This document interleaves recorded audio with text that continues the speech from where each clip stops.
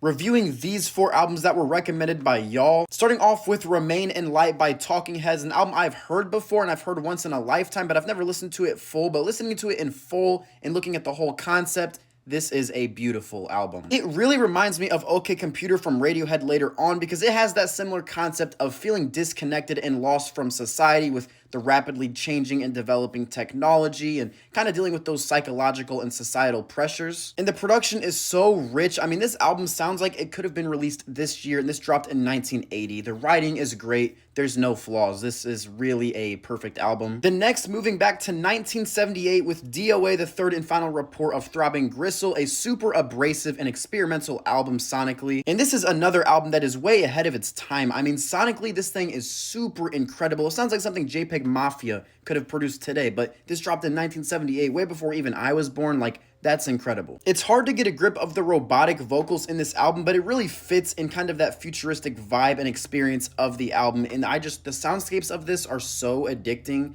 I love it. And then talking about Ray Vaughn's mixtape from this year, which is funny to talk about because obviously him and Joey Badass had a feud earlier, and I love Joey Badass. But his debut TDE mixtape, he shows a lot of potential. I think he has a bright future. I mean, he's like a spitting image of Isaiah Rashad. His music, production-wise, and his flow and voice really reminds me of Isaiah Rashad, which Isaiah Rashad has a feature on the mixtape, but he goes back and forth from themes of ambition and resilience to more struggles and introspective moments. Love the production, a lot of good features on here. I think his future looks really promising. It's honestly a really solid mixtape. And then the final one, Since I Left You by the Avalanches. This is such a good album. Oh my gosh, I love this. Third album today, I'm gonna say it again, this is also ahead of its time, early 2000s, and it sounds like it was made today.